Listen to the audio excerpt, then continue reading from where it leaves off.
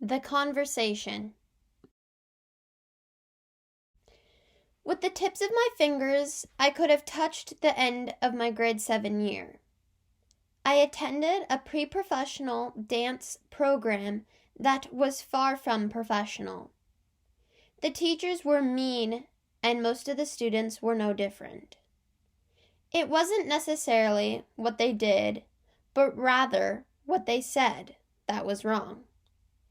And I have danced long enough to know that it wasn't right. I didn't know at the time how bad it was. I only knew one place, and that was it. I wasn't allowed to work with other teachers outside of the school or audition for other programs. But if I had been the apple to her eye, it would have been fine. I'm talking about the blonde lady. There were two, but this one was the owner. She was a very plump lady, and she never wore nice clothes. You could always catch her wearing black Lululemon yoga pants with a matching hoodie. And you would never find her without a Coke and a Kit Kat in hand. She had her favorite students, and let me tell you that I was not one of them. I always thought of her to be a bit like Ursula from The Little Mermaid. My parents came to the decision earlier that year that I was to leave that studio, and I didn't really want to. I didn't know what was beyond the walls of this dance studio. I didn't know that there could be better. The only thing I thought of was leaving my friends, who I would later realize were never really my friends. We decided to keep it a secret until she made me cry that one day. Sometime near the end of the dance season, the blonde lady pulled me into her office.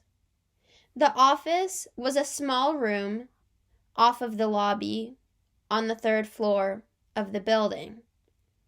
It had bland colored walls, a wood floor, and glass doors. It was always cluttered. It had a large desk, some filing cabinets, and 2 red chairs. One chair for the boss lady and one for myself. I sat there as what felt like an interrogation began. I can still hear the clock ticking in the background. The blonde lady. Are you changing studios? Me. Maybe. The blonde lady. Where are you going? Me. The blonde lady. Are you moving houses? Is that why you will be attending there next year? Me. No. The blonde lady. Did you choose this? Me. No, my parents did. The blonde lady. Why? Me. The blonde lady. Get to class. Her voice was gentle, but in a way that made me question my decision to enter her office.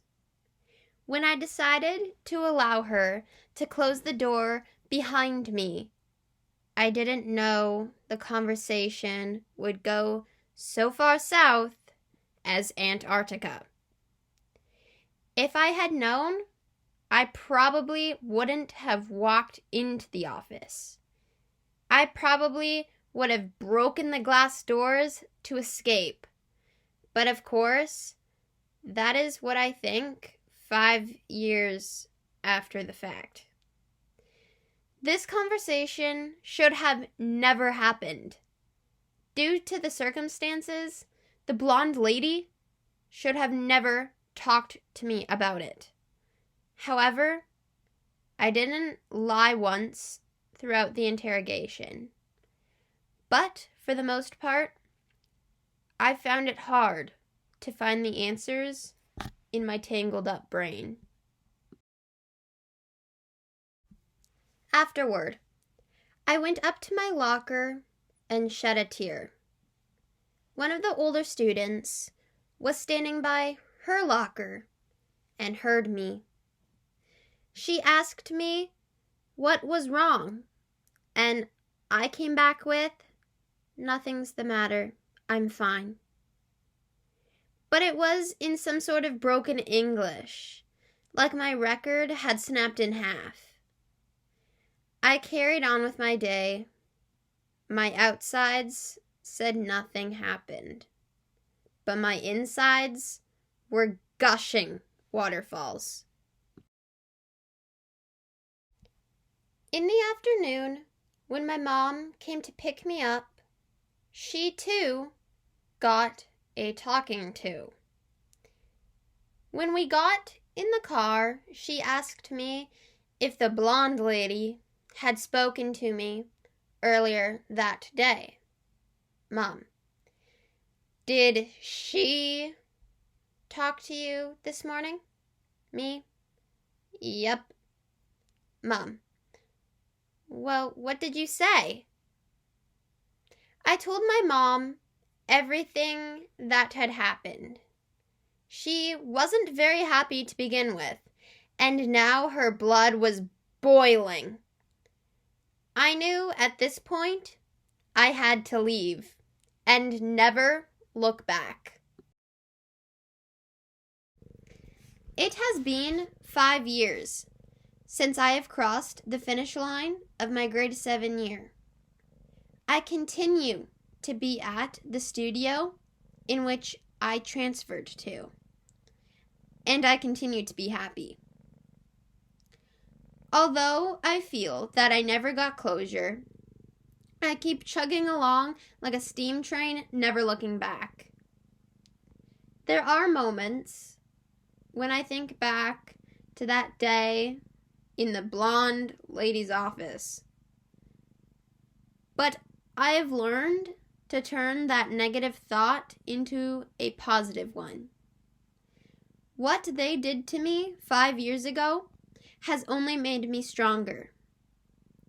Since my departure of that place, I have become a much better person and dancer. The scars left on my back from that conversation will never go away, but they are the evidence of my growth and strength, where I come from and where I stand now.